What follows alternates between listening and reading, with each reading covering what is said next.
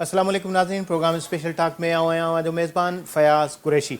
नाज़रीन, मुल्क में जिते पानी खोट शिदत अख्तियार करे वही है उते सिंध में पानी जी शदीद खोट है। न सिर्फ शदीद खोट है बल्कि 2 महीननि जे लाइ वाराबंदी, बल्कि वाराबंदी सां गॾोगॾु जो लोवर सिंध है उनमें फसल पोखण के हवाले से पाबंदी लागू कई वही है।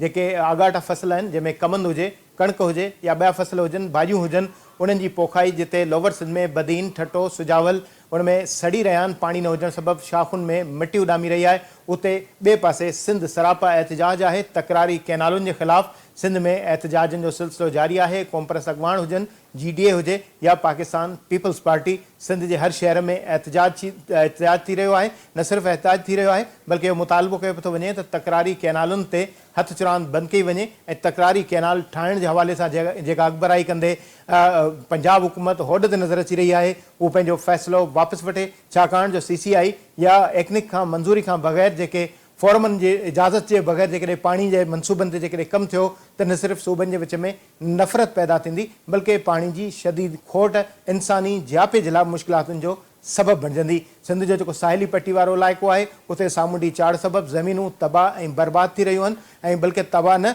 बल्कि हाणे जेको खारो पानी है उन जी पहुच कोटी ताईं पहुची चुकी है। ये सिर्फ इतला न आहिनि बल्कि हक़ीक़त ते ॿुधल हक़ीक़तूं आहिनि। असां खे हिन हवाले सां स्टूडियो में जॉइन कयो डॉक्टर राकेश मोतियाणी साहब, माइनॉरिटी विंग सां तालुक़ है डॉक्टर साहब जो, ऐं इंफॉर्मेशन सेक्रेटरी आहिनि सिंधिया। अहिड़ी तरह सां असां खे टेलीफोन लाइन ते जॉइन कयो है मोहम्मद फारूक साहब, जमायत इस्लामी जा मेंबर सिंध असेंबली। मोहम्मद फारूक साहब, आपको प्रोग्राम में वेलकम करते हैं। डॉक्टर साहब तव्हांखे भी प्रोग्राम में भलीकार कयूं था। डॉक्टर साहब, फारूक साहब आपसे इब्तिदा कर रहे हैं प्रोग्राम की।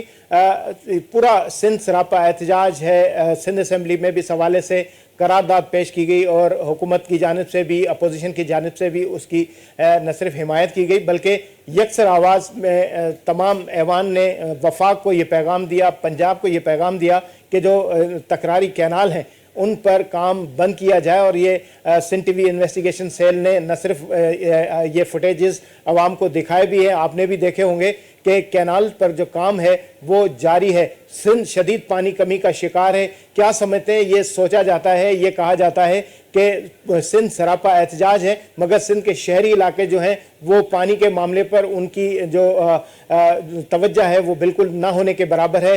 पूरा सिंध एहतजाज कर रहा है, कराची शहर में एहतजाज ना होने के बराबर है। ख़ास तौर पर वो तबके जिनका पानी से बराह रास्त ताल्लुक़ है, जो कारोबारी तबका है, टेक्सटाइल का शोबा है या दीगर इस तरह के शोबे हैं। और ज़ाहिर इंसानी ज़िंदगी के लिए पानी जो है वो सबसे अहम है। तो क्या समझते हैं कि इस तरह की जो हिकमत अमली है, जमायत इस्लामी हो या कोई दीगर तंजीमें हो, समझते हैं कि पानी इंसानों के लिए ज़रूरी है और कैनाल का जो मामला है उसे नहीं बनना चाहिए? बिस्मिल्लाहिर्रहमानिर्रहीम, बहुत शुक्रिया जनाब।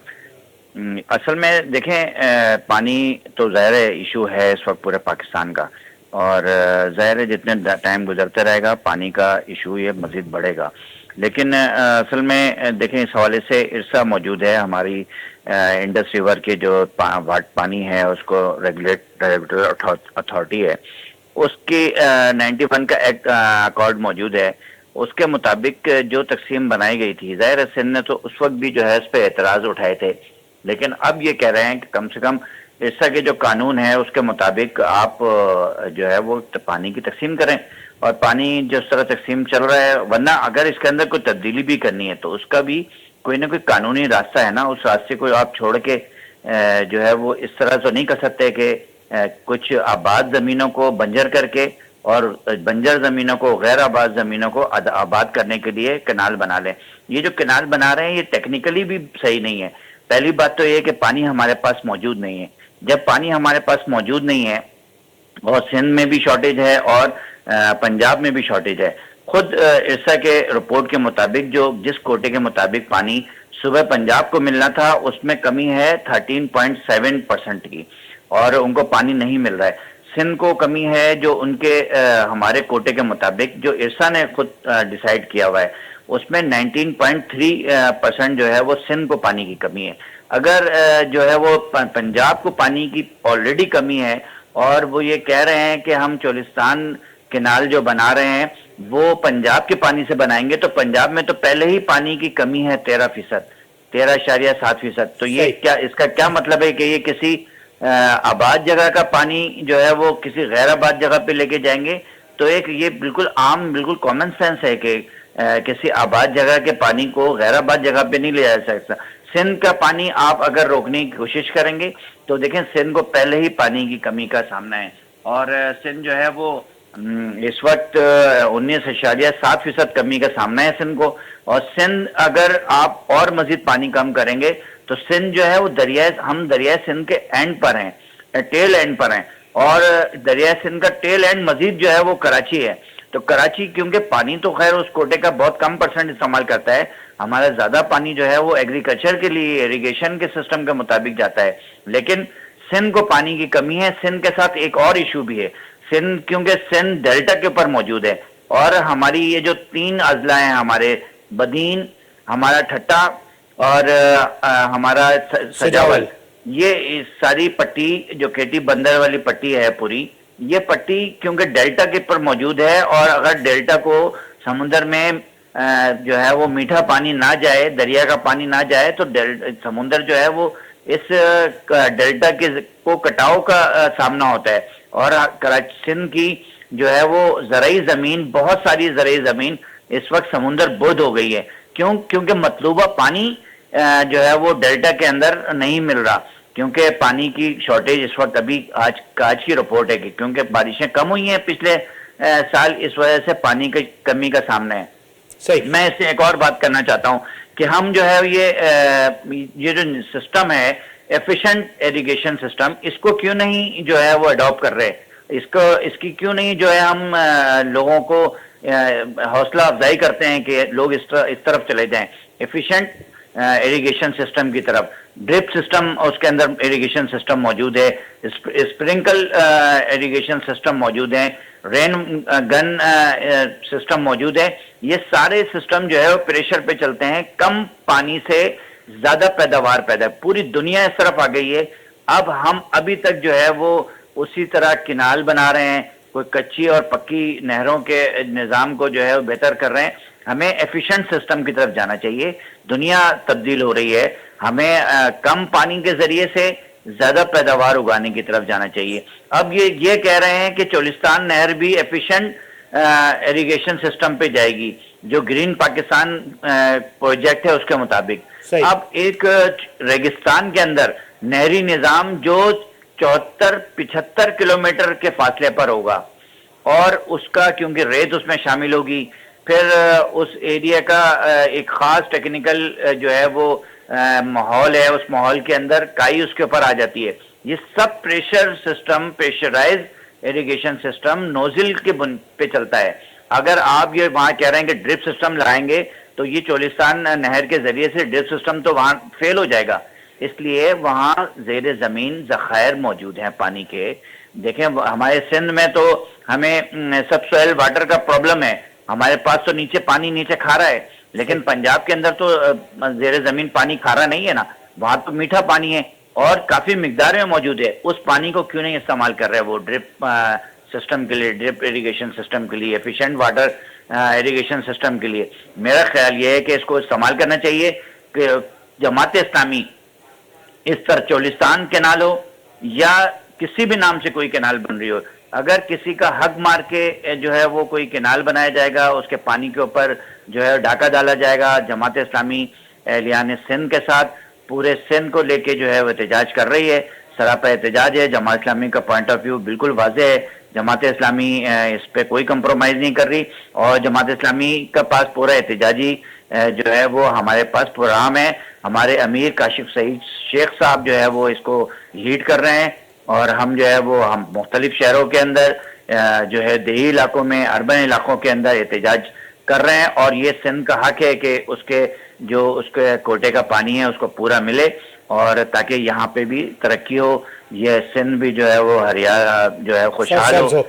ठीक है। अच्छा फारूक साहब लाइन पे रहिएगा, हमारे साथ डॉक्टर राकेश साहब हैं, उनसे एक मैं सवाल लेके आपके पास फिर आता हूँ। एक क्वेश्चन आपसे लूंगा। डॉक्टर साहब, हर तबको न सिर्फ सरापा एहतजाज आहे, शागिर्द, वकील, अदीब, सहाफ़ी, हर तबको जो एहतजाज करे कैनालुनि जे मामले ते, माइनॉरिटी छा सम्झो था उनखे पाणी जी ज़रूरत न आहे, उहा एहतजाज ते आहे, छा सम्झो था उनजो स्टांस छा आहे? महिरबानी फैज़ साहब। साईं, सिंधु ते जेके केनाल ठहनि पिया उन्हनि जे ख़िलाफ़ ऐं उन्हनि जी मुखालफ़त आउं सम्झां थो सिंध जो बच्चो करे रहियो आहे, चाहे उन्हनि में मुस्लिम कम्यूनिटी हुजे या हिंदू कम्यूनिटी हुजे। असांजा हिंदू भाइर जेके ज़मींदार आहिनि, जंहिंजो उन्हनि जो कारोबार बि इन्हनि पाणी सां रिलेटेड आहे, जेके उहे इन्वेस्ट कनि था, उहे ॿिज ॾियनि था असांजे पंहिंजे हारियुनि भाइरनि खे, जेके कणिक लहे थी, सारियूं लहनि थियूं, चांवर जो फसल थिए थो, उहो सॼो हुननि जो कारोबार इन्हनि ते आहे। तव्हां ॾिसो सॼी सिंध में असांजी हिंदू बिरादरी, चाहे उन में हिंदू हुजनि, सिख हुजनि, मसीह बिरादरी हुजे, उन्हनि भरपूर एहतजाज में हिसो वरितो आहे। अॼु बि तव्हां ॾिसो पाकिस्तान पीपल्स पार्टी सिंध जे तरफ़ां कॉल हुई एहतजाज जी। ऐं कराची डिवीज़न जो इंफॉर्मेशन सेक्रेटरी आहियां हींअर ताज़ो, ऐं हुन एहतजाज मां डायरेक्ट तव्हां वटि अचां पियो त असांजी पूरी मिनाटी विंग जंहिंमें हिंदू असांजा भाइर हुआ, उन असां सां गॾु हुआ, चाहे उहो पाकिस्तान पीपल्स पार्टी जो एहतजाज हुजे चाहे ॿिए कंहिंजो हुजे। हर कम्यूनिटी हिन पाणी ज़िंदगी जो जियापो आहे, पाणीअ ते को कंप्रोमाइज़ नथो करे सघे। तव्हां ॾिसो न, ही जेके 6 केनाल जेके जेकॾहिं ठहिया त सिंध जो छा हाल थींदो, हर बच्चो सम्झे थो त सिंध बंजर थी वेंदी। आउं सम्झां थो जेके इस्लामाबाद में वेठल आहिनि माण्हू, उन्हनि खे हाणे होश जा नाखुन वठणु खपनि। अॼु जीअं चेयरमैन बिलावल भुट्टो ज़रदारी साहिब जी सॾ ते पीपल्स पार्टी जा वर्कर जियाला सॼे सूबे में, सिंध जे हर ज़िले में एहतजाज रिकॉर्ड करायो आहे ऐं उहो रिकॉर्ड एहतजाज थियो आहे। ऐं आउं सम्झां थो अॼु हिन रिकॉर्ड एहतजाज जेको आहे उहो इस्लामाबाद ताईं पहुची चुको आहे। ऐं आउं सम्झां थो त अॼु पाण हिते सिंध टीवीअ ते ही प्रोग्राम करे रहिया आहियूं त ॿिए तरफ़ इस्लामाबाद जी जेका इंतिज़ामिया आहे, जेका हिन थरकेल मनसूबा मंदी में जेका इन्वॉल्व आहे, उहा सोचे रही आहे, उहा यकदम ऐं मुंहिंजे ख़्याल में जल्दी हिन मनसूबे खे रद्द करण जो, ख़त्म करण जो ऐलान कंदी। डॉक्टर साहब लाइन तव्हां रहिजो, फारूक साहब असां लाइन ते मौजूद। फारूक साहब, हम जब अक़लियत, मजहबी और तलबा, वकला, हर तबके की जब बात करते हैं कि ये हम पानी के मामले पर सरापा एहतजाज है, थोड़ा हमें ये कन्विंस कीजिएगा कि शरई तौर पर पानी पर जो कानूनी तौर पर जो हक बताया जाता है कि जो टेल वाले लोग होते हैं उनका होता है, तो इस वक्त 52% के करीब सिंध में पानी की शदीद कमी जो है वो बताई जा रही है, महकमा मौसमियात ने भी बताया है। दूसरी जानब अगर देखा जाए कि माजी में डैमों की बात की जाती थी, कहा जाता कि पानी समंदर में ज़ाया होता है। अब हालत ये है कि समंदर में डेल्टा तबाही का जो है वो जो दास्तान बता रहा है, और डेल्टा में जो पैदावार है, मैंग्रोव्स है या आबी हयात है, वो तबाह होने को है। और इस तरह की जो सूरत हाल है वो हम आए दिन आपको फुटेजेस में भी दिखाते हैं। तो क्या समझते हैं कि इस सूरत हाल में एक इस्लामिक आइडियोलॉजी में क्या हुक्म है कि जो शरअन कानूनन हैसियत होनी चाहिए पानी के हवाले से, वो क्या समझते हैं आप? देखें, शरई तौर पे तो कोई आपको मुफ्ती बता सकेगा, लेकिन देखें ये तो इंसानी मसला है ना, ये कोई मजहबी मसला नहीं है कि जो है वो कोई हिंदू कम्युनिटी का आदमी उसको कम पानी की ज़रूरत है, सिख को ज़्यादा पानी की ज़रूरत है, मुसलमान को ज़्यादा पानी की ज़रूरत है। ये तो इंसानी मसला है, किसी और खाली इंसानी ही नहीं है, बल्कि मैं तो समझता हूँ हैवान को भी पानी की ज़रूरत है, उसके बगैर तो ज़िंदगी नहीं है। इंसान हो या हैवान हो, जानवर हो, कोई भी हो, पानी उसकी ज़रूरत है। और ज़ाहिर है किसी कौम का मसला भी नहीं है। पंजाब भी ज़ाहिर है पाकिस्तान का हिस्सा है, मैं ये नहीं कहते कि वो पाकिस्तान का हिस्सा नहीं है। बलूचिस्तान भी, केपी के भी, ये सब पाकिस्तान के हिस्सा हैं, हम सब पाकिस्तानी हैं। और मैं समझता हूँ शरई तौर पे हम सब जो है वो एक कौम के लोग हैं, इसके अंदर कोई तफरीक नहीं है, कोई ऊंच नीच नहीं है। और पानी जिसका जो हक है, पानी ही नहीं, शरीयत तो ये कहती है कि जिसका जो हक है वो उसको दिया जाए, वो ख्वाह पड़ोसी हो या ख्वाह घर वाला हो या ख्वाह उससे दूर वाला हो। लेकिन मैं समझता हूँ कि इस वक्त हमारे खासकर जो टेल के अजला हैं, सजावल, बदीन, ठट्टा, इसको खासकर पानी इसके पास बहुत शॉर्ट होता है।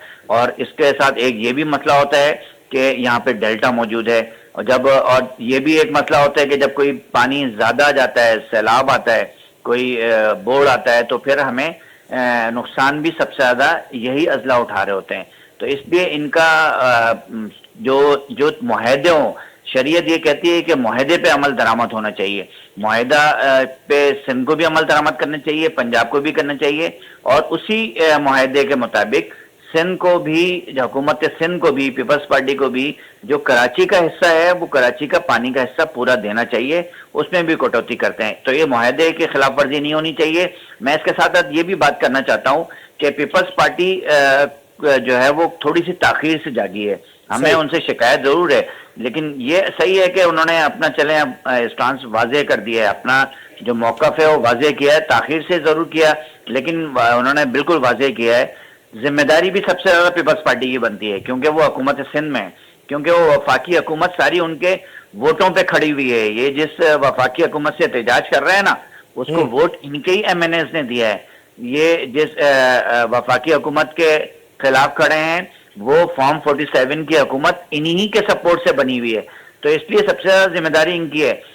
सदर मुमलिकत पीपल्स पार्टी के हैं, जो है वो इस मुल्क के अंदर, हमारे पाकिस्तान के अंदर 2 सूबों के अंदर गवर्नर पीपल्स पार्टी का मौजूद है, तो इसलिए ये कैबिनेट का हिस्सा नहीं है, सही है मान लेते हैं, लेकिन हुकूमत का हिस्सा है, ये PDM 2 है।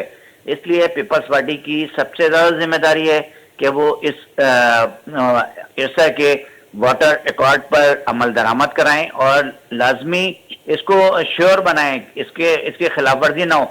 अगर कोई खिलाफ वर्जी होगी तो सिंध के अवाम वफाक से ज्यादा जो गम और गुस्से का इजहार करेगी वो पीपल्स पार्टी और हुकूमत सिंध पर करेगी। इनकी जिम्मेदारी सबसे ज्यादा है।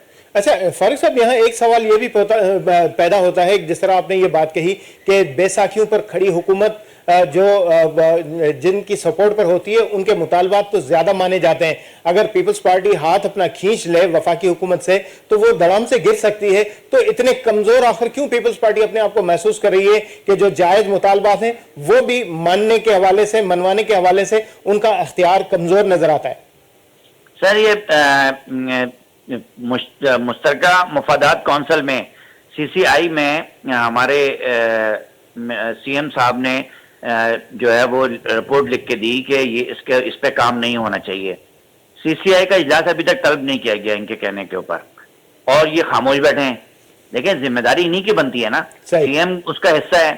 तो अगर CM को रिस्पॉन्ड नहीं कर रही CCI और उस जो समरी भेजी है उस समरी का ज़ाहिर है ना जवाब दिया है ना उस समरी के मुताबिक कोई अमल दरामद हो रहा है, तो लोग तो इबाहम का शिकार हैं इस वक्त। बिल्कुल वाज़ेह होना चाहिए कि इस पे अमल दरामद नहीं होगा, और ये इनके कहने से नहीं, ये वफाक को ऐलान करना पड़ेगा कि हम कोई इस तरह के किनाल नहीं निकाल रहे। वफाक ये ऐलान नहीं कर रहा है, अभी पंजाब ये ऐलान नहीं कर रहा है, लेकिन ये उनके साथ फिर भी हुकूमत के अंदर मौजूद हैं। इसीलिए मैं कह रहा हूँ कि अगर ये अपोजिशन में होते तो इनकी जिम्मेदारी शायद उतनी ना होती।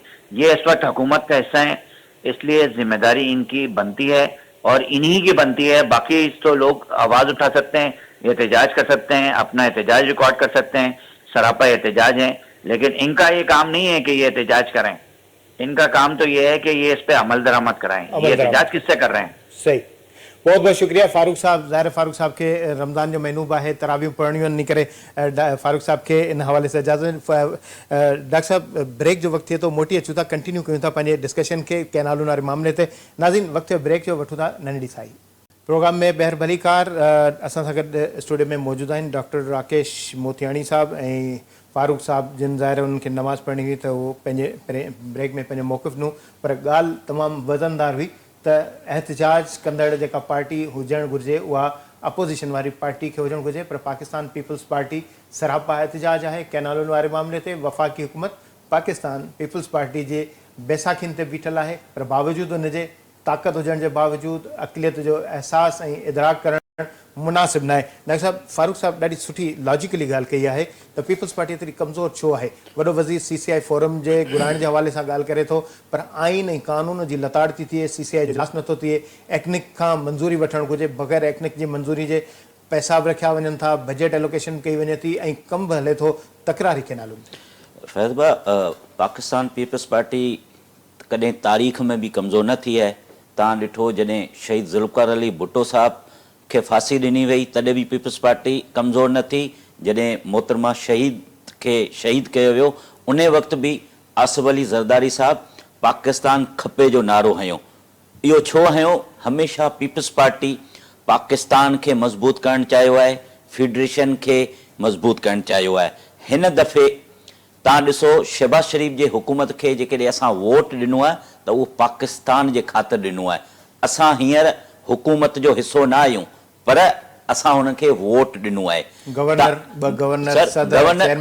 बिल्कुलु बिल्कुलु उहो कैबिनेट जो हिसो न आहिनि।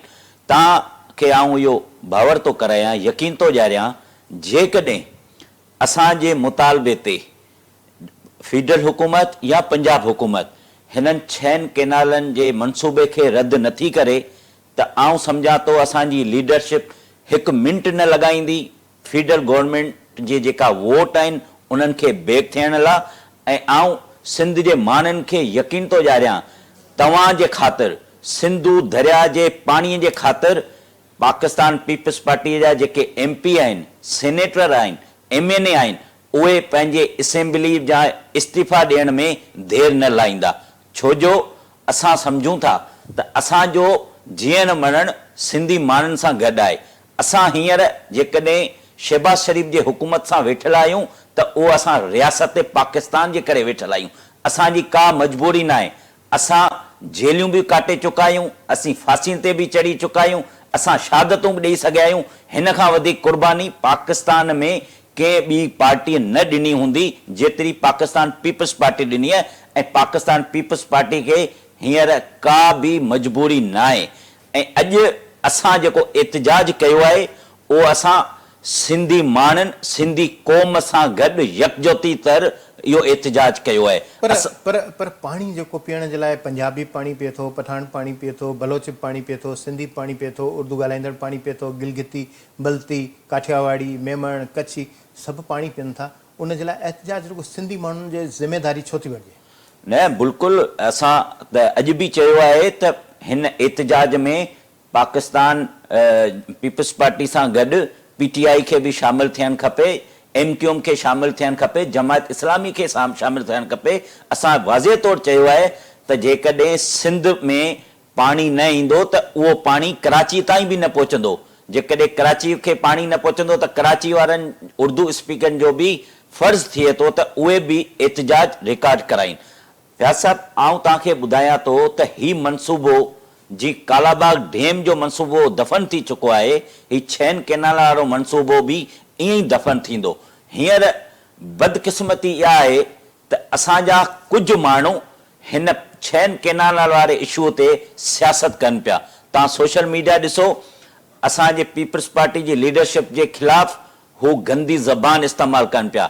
साईं, तव्हांखे एतिजाज करिणो आहे त वफ़ाक़ी हुकूमत जे ख़िलाफ़ कयो, 6 केनालनि जे ख़िलाफ़ कयो। पाकिस्तान पीपल्स पार्टी जे ख़िलाफ़ एतिजाज इहा सम्झ खां ॿाहिरि आहे।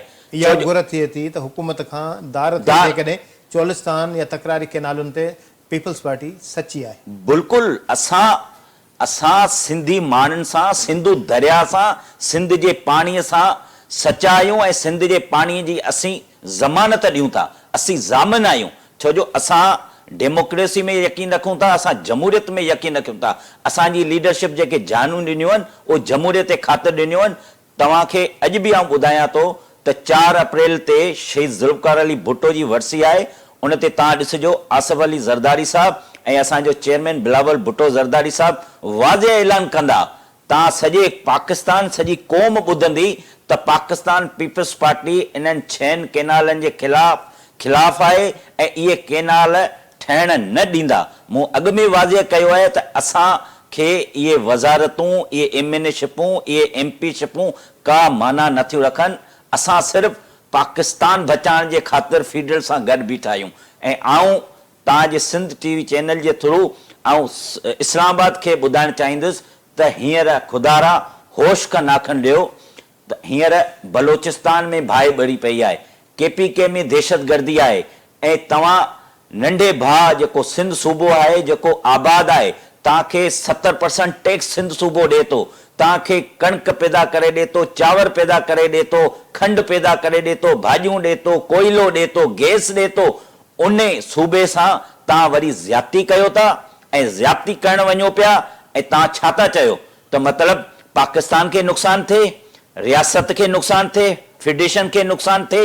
मुंहिंजे ख्याल में अगरि इस्लामाबाद खे अक़ुलु हूंदो त हिन सूबे खे जल्दी ख़तमु थियण जो, हिन खे मनसूबे खे फिनिश करण जो नोटिफिकेशन जारी थींदो।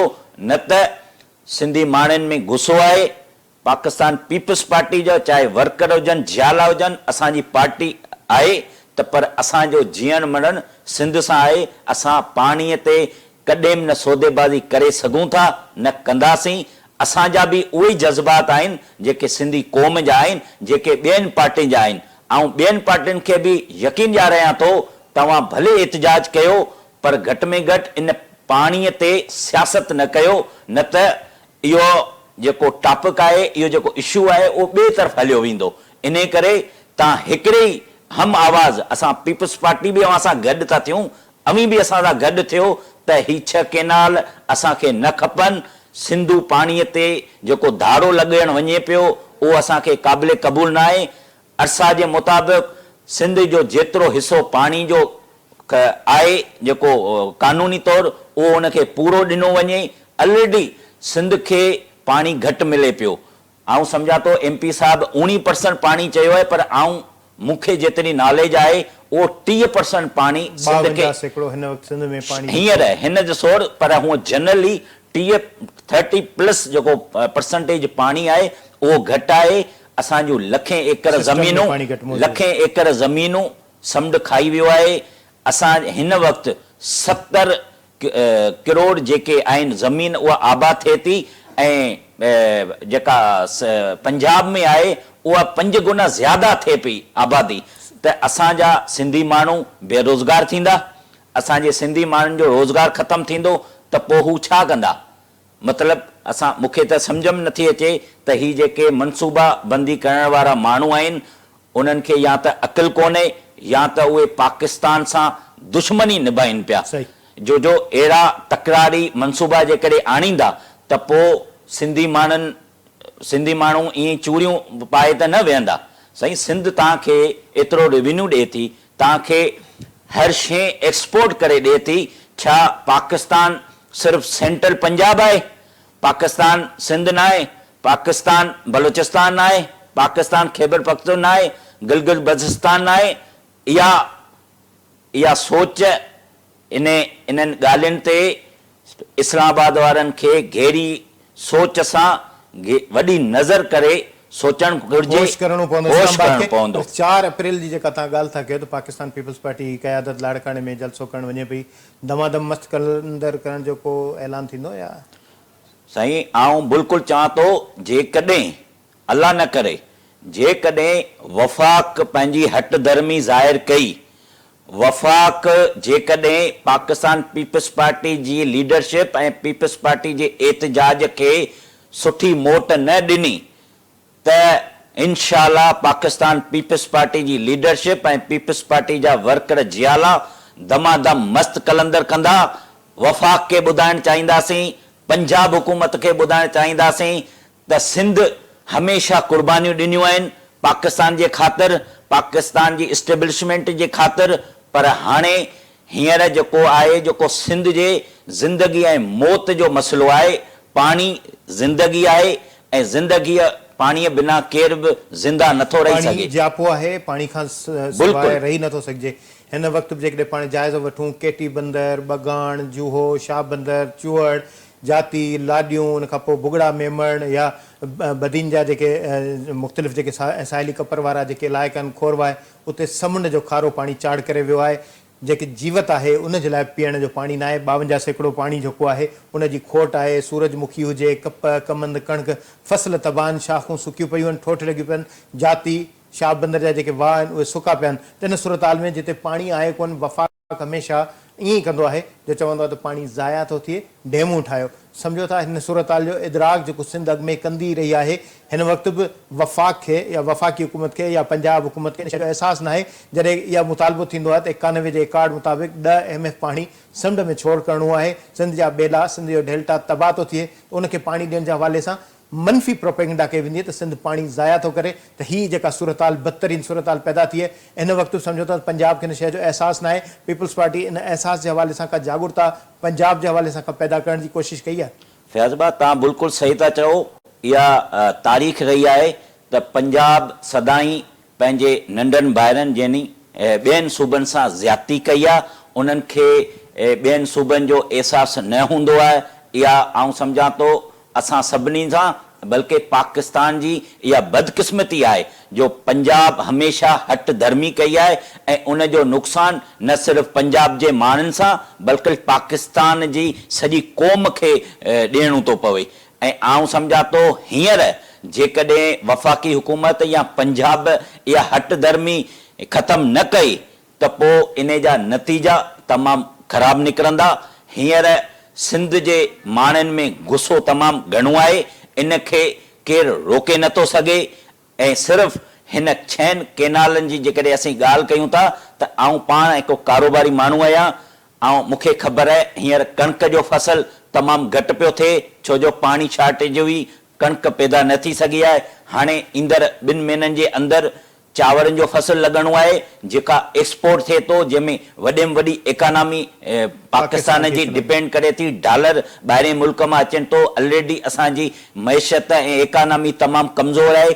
असीं IMF खां पिनंदा वरितूं ऐं असांजा जेका फीडरल ऐं इस्लामाबाद जेका इंतिज़ामिया आहे उहा अहिड़ा मनसूबा करे जेका सिंध आहे, जेका आबाद ज़मीनूं आहिनि, उन्हनि खे गैर आबाद करण पई वञे। त आउं सम्झां थो पाकिस्तान खे हिन खां वधीक ॿियो को वॾो नुक़सानु नथो थी सघे। वफ़ाक़ी हुकूमत खे होश करणु खपे। इहो सोचणु घुरिजे त जेके अहिड़ियूं पॉलिसियूं जंहिंसां मुल्क ऐं सूबनि खे नुक़सानु थिए थो, जंहिंमें तज़ाद तफ़ावत हिक ॿिए सां नाराज़गी पैदा थिए थी, सूबनि जे विच में विछोटियूं पैदा थियनि थियूं ऐं फेडरेशन खे नुक़सानु थिए थो, उन ते वफ़ाक़ खे, वफ़ाक़ी हुकूमत खे, पंजाब हुकूमत खे बि सोचणु घुरिजे। पर आलमी कानून जेको इहो ॿुधाए थो त पोछड़ जे जेके रहवासी आहिनि उन्हनि जो पाणी ते पहिरियों हक़ आहे। त जेकॾहिं आलमी तौर ते इहो कानून या इंसाफ़ जी जेकॾहिं ॻाल्हि जेकॾहिं हुक्मराननि खे सम्झ में अचे त पहिरीं हक़ मूजिबि सिंध खे पाणी ॾियणु ज़रूरी आहे। बक़ौल डॉक्टर राकेश मोतियानी जे अगरि जेकॾहिं वफ़ाक़ सिंध जे हिन आवाज़ खे पंहिंजे कननि ताईं न ॿुधो ऐं पंहिंजे कननि खां पंहिंजे अक़ल ताईं न आंदो त इहो नुक़सानु न सिर्फ़ु वफ़ाक़ जो थींदो, फेडरेशन जो थींदो, बल्कि मुल्क जेको हमेशह माशी मुश्किलातुनि जो शिकार बणियल आहे, ॿीहर ज़रई तोड़े आबी मुश्किलातुनि जो शिकार बणिजंदो ऐं हिक ॿिए जी जेके नफ़रतूं आहिनि वधीक मुश्किलातूं पैदा कंदियूं। त हुक्मराननि खे अक़ल करणु खपे, होश करणु खपे, इन्हनि मुश्किलुनि जो इदराक करणु घुरिजे। प्रोग्राम जो वक़्तु पुॼाणी थो पए थो, इजाज़त ॾींदा अला भाई।